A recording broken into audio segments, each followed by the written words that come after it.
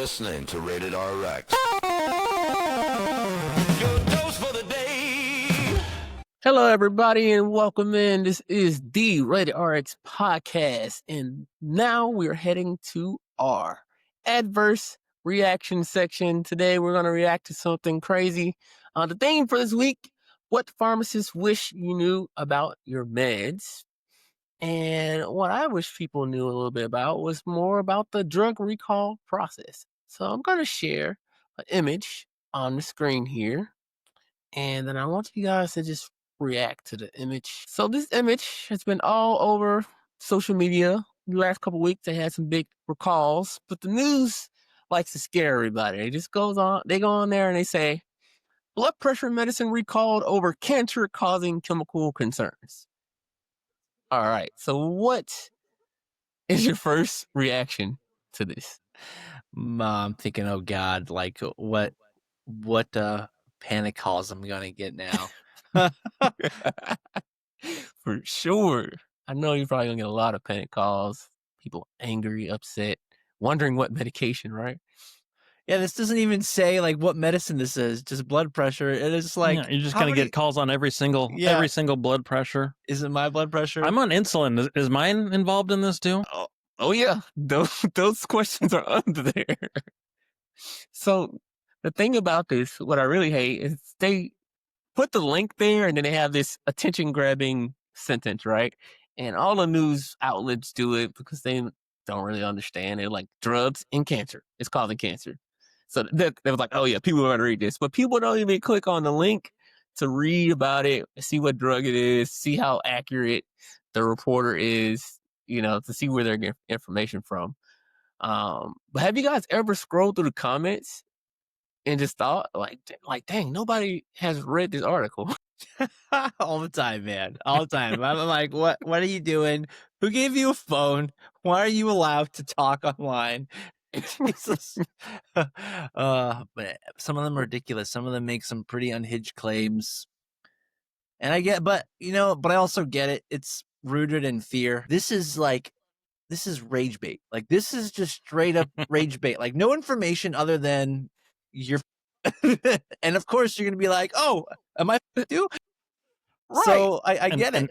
And every blood pressure med on the market right now is currently causing cancer based off this little verb here. That's what people's gonna think. They was like, I'm on lisinopril. Does it cause that? Like, he didn't give them any information. He just got their attention, and now they're scared or they're upset. And now the doctors and pharmacists like us have to go in the comments and try to like, wait, guys, if you read the article, it says this. But have you guys seen any like wild comments under like a drug recall post before? I personally have not. Really? I try to avoid, honestly, I try to avoid stuff like this because part of me feels responsible to correct people, but then other part of me is just like, you're not my patient. I don't know you. I don't want to be liable for you. And it's just, you got to also set like healthy professional boundaries online too, because yes, I'm a pharmacist, but I also just want to be a person when I'm online. Like, I don't want to, I don't want to do that, especially someone who doesn't want to listen to me. So, I mean, you don't have to answer them. Do you just read them sometimes? Or you like say you just avoid it at all costs? Avoid it because I know that sometimes they trigger me and I find myself typing something up, like ready to hit send, ready to post. And then I like stop. I'm like, no, I'm not posting this because then I have to respond. I have to respond and I have to keep responding. And it's just like, this is, it's they like start talking crap about your pain meds and then Robbie's going off rails. Exactly. And it's just like you go out of your way to avoid stepping in a pile of dog. And when I see this, I'm like, I don't want to step in that pile of dog. I'm going to just keep walking on and not respond to these comments. The ones that come to mind for me are just like random ones. Usually it's not super specific or, again, rooted in science or anything. It's just randomly, I got cancer last year from this and whatever. It's like, oh, this thing says this was released or a batch from 1 month ago. It's like, no, it doesn't have anything to do with you. and then completely other random off topic comments that are in there. It's probably the ones that I see the most. I have had people respond to me. I mean, aside from the pain debacle that happened a while ago, but I recently on my personal TikTok page had posted just like something I see commonly and I'm sure you guys do too, but as one thing I wish everybody knew, like from a pharmacist, is just because you're feeling better does not mean you should stop taking your meds. And I had posted this, and it was so funny, and because in my mind I was thinking of specifically people who have anxiety, depression, and so like I feel good, I want to stop my meds, right? I can't tell you how many times I've heard that. But I had someone comment on saying, I know you're talking to us bipolar people, and I'm just like like I don't want to respond to this, but I feel so obligated. I feel like I have to respond to this now because she thinks I'm talking shit about this person. It's like and so and this is why I personally hate going on the chats, because it's just like, where's the fine line of being a healthcare provider, correcting information versus just being you? And yes, part of you is a pharmacist. That is part of your identity. But do you always have to be a pharmacist online and have people not freak out about these things? I mean, everything is rage bait online and they trigger you. So it's just like, I try to remind myself that it's just like everything is rage bait. Everybody's pissed off. I don't have any obligation to respond to this. So because there's a million other things, they're going to forget about this in 10 minutes and be pissed off at something else. So why do I want to be strung along here? But I kept it professional. And I kept it. You just blocked them? No, I was nice. I said, no, that's just a good message everybody should hear.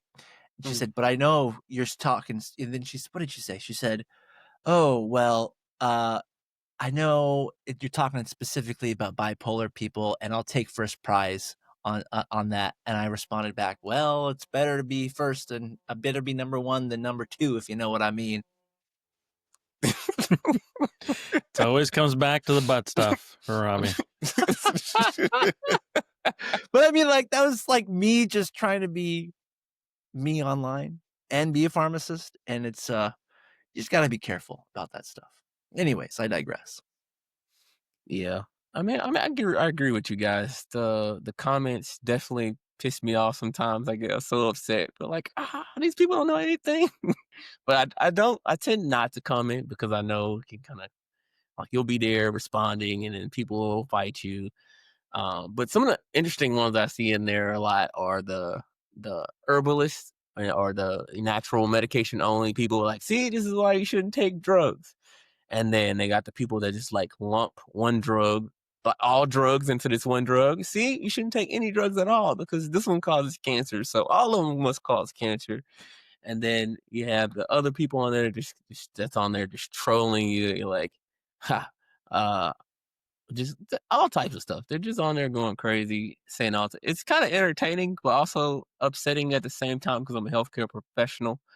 So I commend you, Robbie, for just being you and taking your pharmacist hat off when you're reading these or avoiding these altogether because, like you said, it's rage bait. Like I don't think we should. I don't think we should really look into those too much. And the part that bothers me about this whole thing is, if you, as a healthcare provider, say something online and you're wrong, you are held liable and accountable for that. And your professional license can suffer consequences. But if you're just some Joe Schmo saying random shit online, anything that's blatantly wrong or harmful, hey, that's freedom of speech. But it does not work the other way around. So that's why it's just like, I don't want to say anything because it's just like, I'm the only one who can get in trouble here. So you got to put on the bottom, not medical advice. yeah, yeah, exactly. All right, Gotta keep it clean. So let's clear this up a little bit. How do drug recalls actually happen? Do you guys know a little bit about the process? I know you may know outpatient a little bit better. I know inpatient a little bit, but what do you guys know about the drug recall process and how we get the information? How soon we get the information? Do we get it before the public or something, and then what do we do afterwards, and how do we tell our patients and inform them of the recall? Specifics, I really couldn't tell you. I know usually those are coming from, I guess if we're talking manufacturer stuff, because again, mine's different with compounding, so it's Hmm. a different set. But if you're getting your, let's say, a tablet from whatever, that they are able to report the lots that they're looking at, so then you can, if everything is accurate on their reporting, that they can tell you what lots one are there or one that's have gone through your pharmacy, so that you're able to then internally uh, track those to those patients to communicate to them. But ideally, that's coming from that manufacturer that's reporting that to you and getting that lots specific, so you can get your patients involved if there are any patients that have those. And I know that they they keep pushing this back because first it was COVID, and then now it's just hospitals aren't ready. But I know that in California they are trying to implement a process where you log everything into a computer now, and they're able to track where this drug came from now, like beyond just having the lot number. And so now they're implementing a way where you have to actually like keep track of like from point A to point B. So it's made, sent to a distributor, sent somewhere else, and sent to you, and all that is going to be tracked now by lot number. So I wonder how much more recalls we're going to get, because now that they're paying way more attention to where these go, like they're going to be like, oh, well, these ones had an excursion here. So if you got this lot number, recall it. So it'll be interesting to see how much more workload it's going to be now. Oh, the pessimist in me.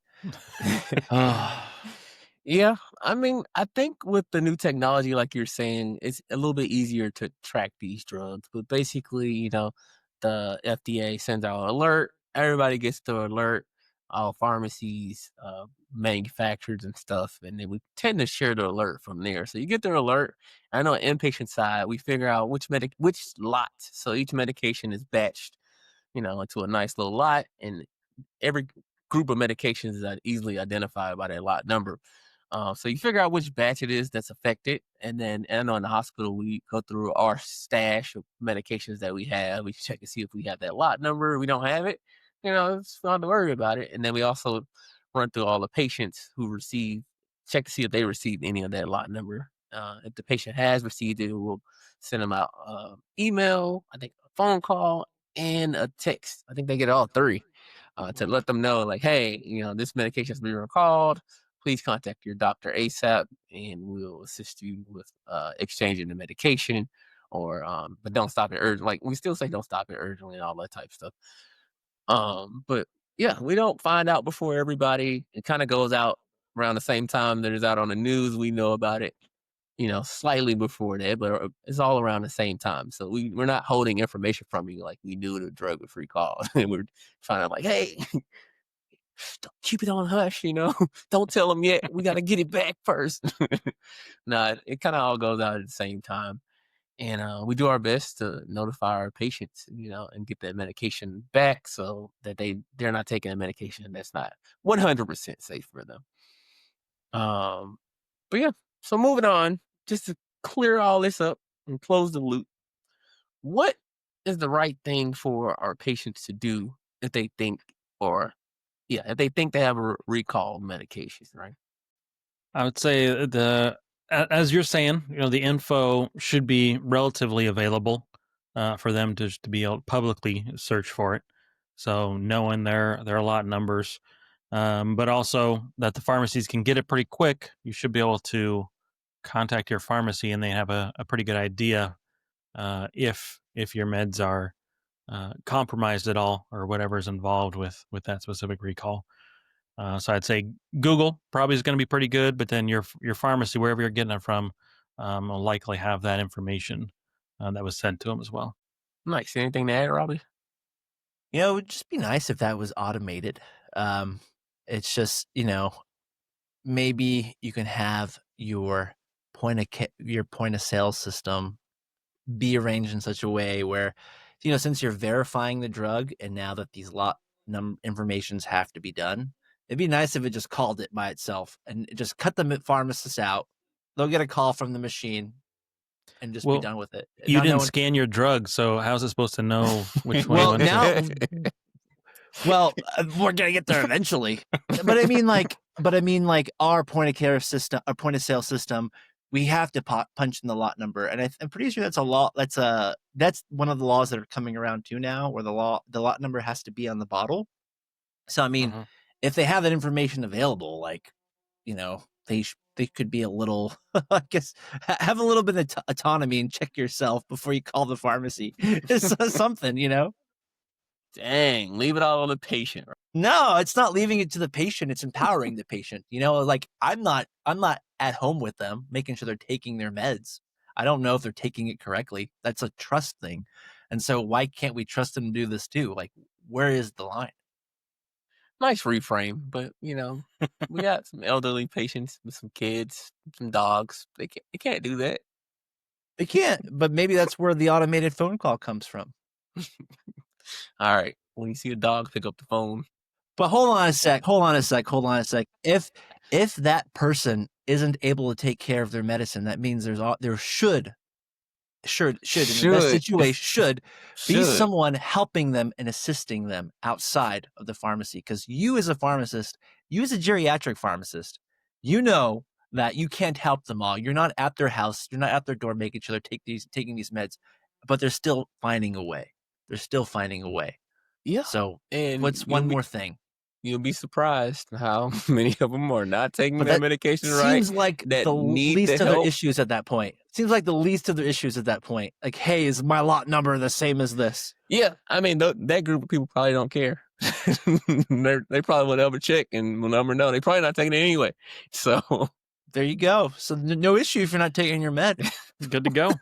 Very true, Robbie. And with that comment, we're going to wrap this up. Thank you guys for hanging out with us on Adverse Reactions. Send us an email, send us a comment on our social media, TikTok, Instagram. Let us know what your reaction is to this. Bam. And we are out, guys. Bye. Rated RX, you do